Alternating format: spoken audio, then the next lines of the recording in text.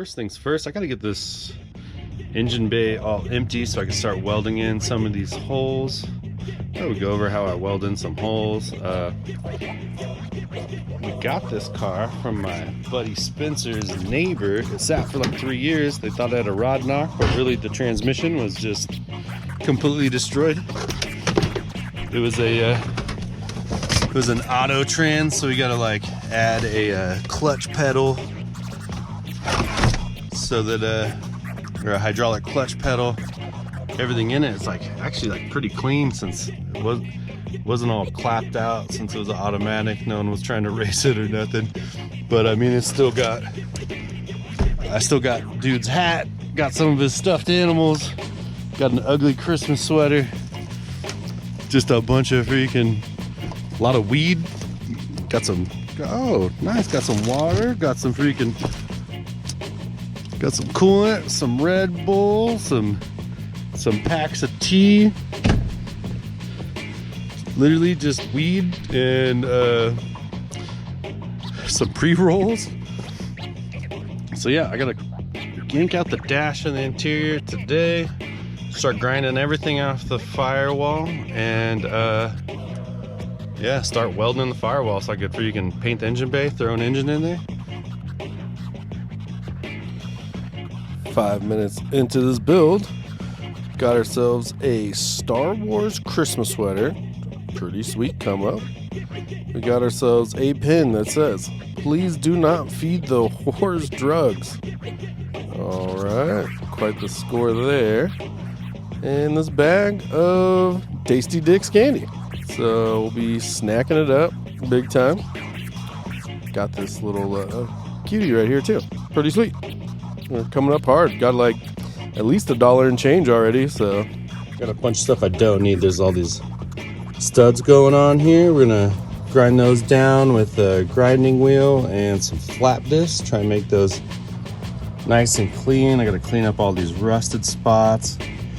I wanna fill in these holes that won't be used on the firewall. Just make it nice and flat.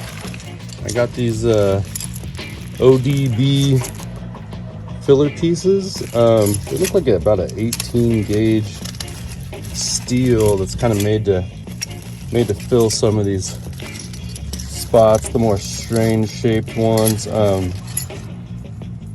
we can just kind of fill that stuff in. I got a bunch of these little magnets that I really just got from my fridge to hold stuff. We can kind of use those to do some location if I had 2 hands. But yeah, we'll clean off the metal, get it nice and cleaned up to get some solid welds in there. Then the brake master isn't gonna be vacuum assisted. I'd rather have like a more linear brake. So I just kind of measured out those bolt holes, and then went on the Willwood site, got their spacing. Had my buddies over at Send Cut Send snap one of these out for me. So it will basically fit a normal Willwood cylinder on there, and then I can always change cylinder sizes if I need to down the road. If I want more throw, less throw, want to change anything, it's a little easier than trying to just go off the stock setup. I also have, this was a automatic car, so it had a block off plate where the clutch master was. So we're gonna need a clutch. So this is definitely going manual. Same thing. Had them blast one of these out for me. I did the holes only to a 1/4 inch because I'm gonna ream them out to the right size and do press-in studs, and I just could not find the actual size I needed for press-in studs. So yeah, gonna ream out to that, counterbore them, put studs in it. This will go through those holes. I got a whole slew of these brake masters, or clutch masters, or basically just a universal hydraulic. This one's 3/4 of an inch, but that will mount that up there, keeps it in pretty tight. There's not much space there. So I kind of have to stick to these smaller Willwood guys. I can't use like one of these bigger single brake ones. It just wouldn't fit, even with banjos on the end of it. But yeah, I've bought all these things off eBay for pretty cheap, so I got a whole handful of them. Yeah, so let's grind some stuff up, clean some stuff up, weld in a whole bunch of holes, weld in all the extra bolt holes I don't need. I'm gonna have to drill the spot welds off this mount, smack that out of there. Just a whole lot of prep work. Get this thing ready to go.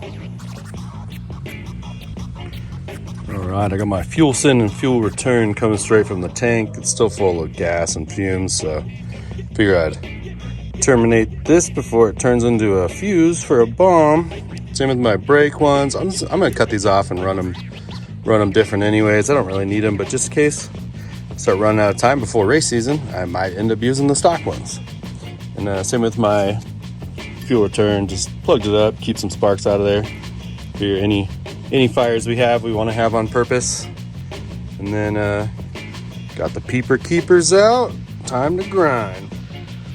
One nice thing about getting all this excess stuff off the firewall is later on when you go to work on it, you don't got to move brake lines around, fuel lines around, stuff like that, all the excess wiring that's on there.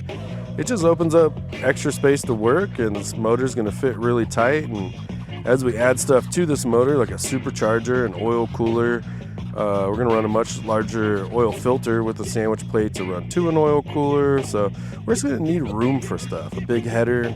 All those things take space.